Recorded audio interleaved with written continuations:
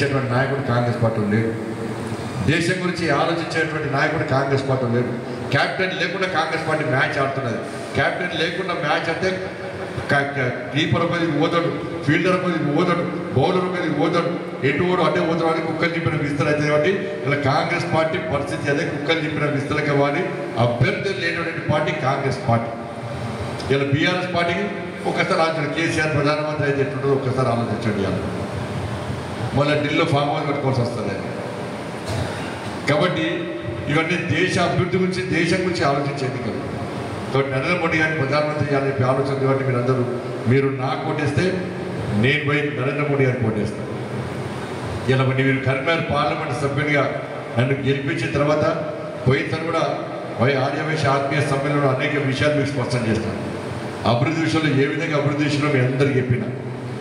ఇవాళ నేను ఎంపీ అయిన తర్వాతనే ఈ కరీంనగర్లో అభివృద్ధి మనం 12,000 కోట్ల రూపాయలకు పైగా నిధులు తీసుకొస్తున్నాను. నేను గెలిచినాక 2 సంవత్సరాలు కోవిడ్తో పోయిందన్న. ఇక 3 సంవత్సరాలు మాత్రమే నాకు అవకాశం ఉంటుంది. ఈ 3 సంవత్సరాల్లో 12,000 కోట్ల రూపాయల పైగా నిధులు తీసుకొచ్చిన. ఇవాళ నేను నిధులు శాంక్షన్ చేసిన. మీ అందరికీ ఐడియా ఉంటుంది, ఒక అభివృద్ధి పని చేయాలంటే ఫస్ట్ బడ్జెట్ శాంక్షన్ కావాలి. బడ్జెట్ శాంక్షన్ అయిన తర్వాత దానికి టెండర్ నిర్వహించాలి. టెండర్ తర్వాత ఇవాళ పేరన్న పైకన్నాను శంకరన్ టెండర్ తర్వాత ఇవాళ అభివృద్ధి పనులను ప్రారంభోత్సవాలు చేస్తాం మనం. ఇవాళ నేను ఎంపీ అయిన తర్వాత కరీంనగర్ నుంచి వరంగల్ రోడ్కు నేను బడ్జెట్ శాంక్షన్ చేసిన.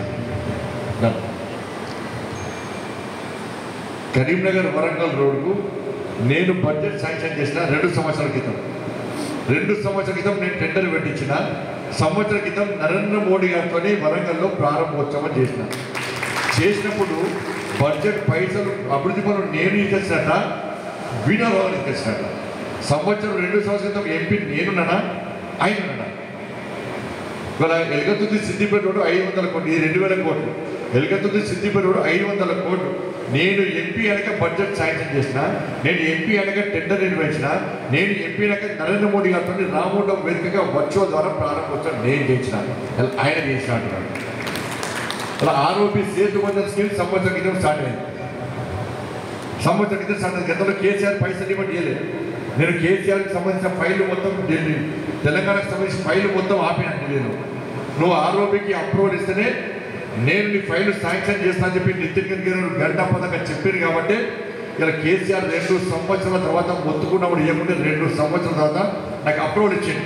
ఆరోపి కేంద్రం 20 కోట్ల రూపాయలు ఇచ్చింది. రాష్ట్ర ప్రభుత్వం 20 కోట్ల రూపాయలు, 80 కోట్ల రూపాయలు, 100 కోట్ల ప్రాజెక్ట్. 80 కోట్లు రాష్ట్ర ప్రభుత్వం ఇవ్వాలి, 20 కోట్లు కేంద్రం శాంక్షన్ చేసింది. కానీ 2 సంవత్సరాలు కేసీఆర్ ఇవ్వకుంటే మన అదృష్టం వల్ల సేతు బంధన కొంత స్కీమ్ వచ్చింది. ఈ స్కీమ్ ఉద్దేశం ఏంటంటే నేషనల్ హైవేస్లో రోడ్ క్రాసింగ్ కాడ యాక్సిడెంట్స్ బాగా అవుతున్నాయి. ఆ శుభక నువ్వు నిధులు పెద్ద సత్యం మీరు వెళ్ళిపోయారు అనుకోండి. దేశ సందర్భంలో యాక్సిడెంట్స్ అవుతున్నాయి, రాష్ట్ర ప్రభుత్వాలు సహకరిస్తలేవు బడ్జెట్ కోసం అని చెప్పి భావించి నిధులు కొత్త స్కీము సేతు బంధన పడికొచ్చి మొత్తం నిధులు కేంద్ర ప్రభుత్వం ఇస్తారు. 100% నిధులు కేంద్ర ప్రభుత్వమే ఇస్తారు. ఈ స్కీమ్ ఎప్పుడు స్టార్ట్ అయిందంటే సంవత్సరం క్రితం స్టార్ట్ అయింది. మరి సంవత్సరం క్రితం ఎంపీ ఎవరైనా మీరు గెలిపిస్తే బండి సంజయ్ ఇలా ఆయనే తీసుకొస్తా అంటాడు. 150 కోట్లు నేను తీసుకొస్తా అంటాడు ఆయన.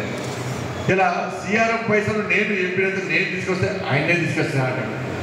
గ్రామీణ సడక్ వ్యవహార పైసలు ఇంటర్లింక్ రోడ్ల కోసం నేను తీసుకొస్తే ఆయనే తీసుకొస్తా అంటాడు. ఏ చేస్తా నేను తీసుకొస్తా అంటాడు. మరి ఆయన తీసుకొస్తే పోయినసారి ఎంపీగా పోటీ చేసిండే అప్పుడు కనీసం కరపత్రం ఎందుకు కొట్టించుకోలేదు, ఏమి చేయకుండానే అన్నీ చేస్తా అంటున్నాడు. ఆయన నిజంగా చేస్తే పోయినసారి కరపత్రాలు కొట్టించుకోవాలి కదా. నువ్వు నిజంగా చేస్తే పోయినసారి 89,000 ఓట్ల మెజార్టీతో నన్నది గెలిపిస్తాను, ఇది కూడా కొడుతుంది. నమస్తే అండి.